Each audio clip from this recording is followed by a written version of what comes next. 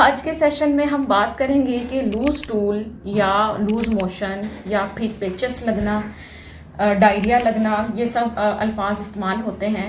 ये सबको पता है कि ये किस किस वजह से हो सकता है मोस्टली, और घरेलू टोटके भी काफ़ी लोगों को आते हैं इसमें। लेकिन शॉर्टली मैं इसमें आपको चीज़ें ऐड करती चलूँगी जिनका मैंने देखा है और आजमाया है कि इससे लोगों को बहुत ज़्यादा फ़ायदा नज़र आता है और पेशेंट्स को बार बार फिर हॉस्पिटल नहीं आना पड़ता। तो सबसे पहले शॉर्टली हम डिस्कस करते हैं कि लूज टूल्स के कॉजेज़ क्या क्या हो सकते हैं। मेनली आजकल जो टाइम चल रहा है इसमें जो है मक्खियाँ बहुत ज़्यादा बढ़ जाती हैं और इसका वे ऑफ ट्रांसमिशन जो है वो इंक्रीज़ हो जाता है। तो फूड के ज़रिए ही आप इसमें इन्फेक्ट होते हैं। तो मेन जो सोर्स होता है वो इन्फेक्शंस है। दूसरे नंबर पे आ जाता है कि अगर आपको किसी फूड से एलर्जी है, आप मिल्क इंटॉलरेंस है या इस तरह की कोई एलर्जी है आपको शुरू से, तो इसमें भी आपको मोशन लग सकते हैं। तीसरे नंबर पे आ जाता है कि अगर आपको कोई लंबी दौर की बीमारी चल रही है जिसमें आपकी आंतें इनफेक्टिव हैं, जिस तरह क्रोन डिजीज़, अल्सरेटिव कोलाइटिस या फिर सीलियक डिजीज़ आ जाती हैं इसमें। इसके अलावा क्या हो सकता है कि आप जो डाइट ले रहे हैं उसमें कुछ इस तरह के जरासीम थे जिससे आप इन्फेक्ट हो गए हैं। तो इन सब कंडीशंस में आपको लूज स्टूल, डायरिया या मोशन लग सकते हैं। अब आ जाते हैं इसकी तशखीस कैसे करें। तशखीस तो कॉमन है, जब आपको उल्टियाँ लग जाएं, पेट में दर्द हो, मरोड़ उठे या फिर लूज स्टूल्स आना शुरू हो जाएं या साथ में बुखार भी होने लग जाए, तो आपको पता चल जाता है कि अब मेरा मैदा जो है या मेरी आंतें जो हैं डिस्टर्ब हो चुकी हैं। लेकिन अमूमन लोग घर में रहते हैं और इसका इलाज घर में करने की कोशिश करते हैं। डॉक्टर को विजिट सिर्फ तब करते हैं जब पानी सर से गुजर जाता है और जो है आपको ड्रिप्स की ज़रूरत पड़ती है, जब आपकी उल्टियाँ इतनी शदीद हो जाती हैं कि आप खा पी नहीं सकते। तो सबसे पहले मैं आपको बताऊं कि इसका इलाज, लूज मोशन और डायरिया का जो इलाज है वो आपके हाथों में है। इसका इलाज अद्वियात नहीं है। अगर मैं परसेंटेज बताती चलूँ, 80% आप कह लें कि आपकी जो डाइट है, जो आपकी हाइजीन है, मतलब आपकी जो सफाई सुथराई है और जो आपके घर का माहौल है और आपकी जो ईटिंग हैबिट्स हैं, वो सब कुछ इसमें रोल प्ले करती है और 20% रोल इसमें मेडिकेशन का है। तो सबसे पहले आप आइडेंटिफाई ये करें कि जिनको पहले से लंबी कोई बीमारी की वजह से होते हैं लूज टूल्स, या जिनको किसी चीज़ से एलर्जी होती है, तो उनको तो ऑलरेडी पता होता है पेशेंट्स को कि हमें ये मसला है और हमें इस वजह से मोशन हुए हैं। लेकिन जो 70% लोग जिनमें लूज टूल्स या वॉमिटिंग होती है, उनको इन्फेक्शंस की वजह से होते हैं। और इसका रूट क्या है, ट्रांसमिशन, कि आपने हाथ कहीं गंदी जगह लगाए, खाना इस तरह का खाया जिसमें मक्खियाँ बैठी हुई थी, या किसी और को मोशन उल्टियाँ लगे हुए थे और उसके आसपास आपका उससे कांटेक्ट हुआ है, तो इस वजह से ये आपको फैल जाता है।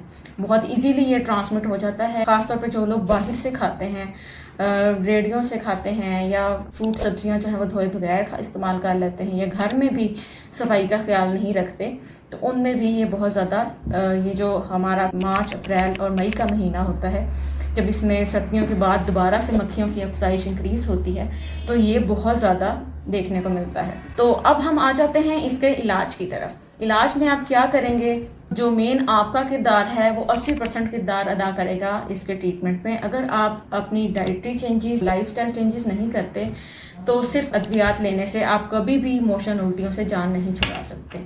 और ये इतना नुकसानदेह साबित हो सकता है कि बच्चों के अंदर इससे डेथ भी हो सकती है। बूढ़ों के अंदर एक दिन के अंदर अंदर पानी की कमी होने की वजह से गुर्दे डैमेज हो सकते हैं, दिल का अटैक हो सकता है और डेथ हो सकती है। जवान लोग थोड़ा इसको बर्दाश्त कर जाते हैं, लेकिन बच्चे और बूढ़े एक दिन के अंदर अंदर आईसीयू केयर तक पहुंच सकते हैं। तो इसको बिल्कुल इजी नहीं लेना। अब हम आ जाते हैं कि क्या मेजर्स करें। आप अपनी हाइड्रेशन, जो मेन चीज़ है हाइड्रेशन, अपने पानी का जो तनाज़ा है, आपका 70% बॉडी जो है वो पानी की है। तो चाहे वो निमकोल की फॉर्म में लें, चाहे वो नींबू पानी की फॉर्म में लें, चाहे आप वो कोई जूस बना के ले लें, कोई फ्रूट का जूस बना के ले लें, चाहे आप वो दूध के अंदर कुछ डाल के ले लें, अगर आपको वो सूट करता है। लेकिन आपने अपना वाटर कंटेंट जो है वो रिड्यूस नहीं होने देना। एक मोशन आया है तो उतना ही पानी लें, एक उल्टी आई है तो फ़ौरन से पानी लें, निमकोल लें। उल्टी आने लगी है इसका ये मतलब नहीं है कि आप पीना छोड़ दें, मोशन आ रहे तो इसका ये मतलब नहीं है कि आप खाना छोड़ दें, लेकिन अपनी हाइड्रेशन जो है उसको अप टू द मार्क रखें। लेकिन इन केस अगर आपको इतनी उल्टी आ रही है कि आप जो है ना खा रहे हैं ना पी रहे हैं और आपको घबराहट महसूस होने लगी है, लग रहा है कि चक्कर आने लग गए हैं और ब्लड प्रेशर लो हो रहा है, तो फौरन से डॉक्टर को रुजू करें और आईवी फ्लूइड्स या ड्रिप्स वगैरह लगवाएं और साथ में उल्टी के इंजेक्शन या एंटीबायोटिक्स जो भी प्रॉपर ट्रीटमेंट आपके अकॉर्डिंगली होगा वो आपको लगेगा। दूसरे नंबर पे आ जाती है आपकी डाइट। अब लूज स्टूल्स और वॉमिटिंग में आपको चाहिए कि आप खुराक ना तो बिल्कुल छोड़ें और ना ही आप पुरानी डाइट पे रहें कि रोटियां और सख्त ग़िज़ा खाएं। आप अपनी डाइट को बिल्कुल सॉफ्ट कर दें, केला लें, नरम फ्रूट लें जो कि आप हज़म कर सकें। केला बहुत हेल्पफुल होता है, उसमें पोटेशियम होता है और बहुत इजीली आपको अवेलेबल हो जाता है। हॉस्पिटल सेक्टर में कहीं भी आप हो तो आप उसको इस्तेमाल कर सकते हैं। उसके अलावा आप राइस लें। राइस को आप पानी उतार के भी ले सकते हैं और पानी समेत भी ले सकते हैं, जो उसके ऊपर से पानी समेत भी ले सकते हैं, बहुत ज़्यादा हेल्पफुल है। उसके साथ पतली दाल, फुल गली हुई, ज़रा सी भी वो सख्त ना हो, वो राइस के साथ आप ले सकते हैं। उसके साथ आप बॉइल्ड एग ले सकते हैं। इसके अलावा आप जो एक मेन इंग्रेडिएंट है जिसको आप ऐड करें तो आपको इवन के मेडिकेशन की भी ज़रूरत नहीं पड़ती, वो है कावा। कावा कैसे आप तैयार करेंगे, उसमें आप सौंफ डालेंगे, 1 चम्मच इलायची डालेंगे उसमें और उसमें पुदीना ऐड करेंगे और उसके अलावा आप उसमें लेमन या शहद अपनी रिक्वायरमेंट के अकॉर्डिंगली ऐड कर सकते हैं। दिन में 2 से 3 दफ़ा लाजमी लें। इससे आपका जीआईटी में जितनी भी इन्फ्लेमेशन, इन्फेक्शन सब कुछ है वो बेहतर हो जाएगा। और चौथे नंबर पे जो मेन एलिमेंट आ जाता है, जो आपको वो भी आपको आसानी से हर जगह से अवेलेबल हो जाता है, वो है दही। दही में प्रोबायोटिक्स होते हैं। प्रोबायोटिक्स उनको कहते हैं वो जो जरासीम, अच्छे जरासीम होते हैं जो कि नॉर्मली हमारी आंत में प्रेजेंट होते हैं और हमारी आंत में फूड को डाइजेस्ट करने में हेल्प करते हैं। जब हमें लूज स्टूल्स या वॉमिटिंग होती है तो वो जो हमारी नॉर्मल फ्लोरा जिसको हम कहते हैं या अच्छे बैक्टीरिया होते हैं वो वॉश्ड आउट हो जाते हैं और ख़त्म हो जाते हैं।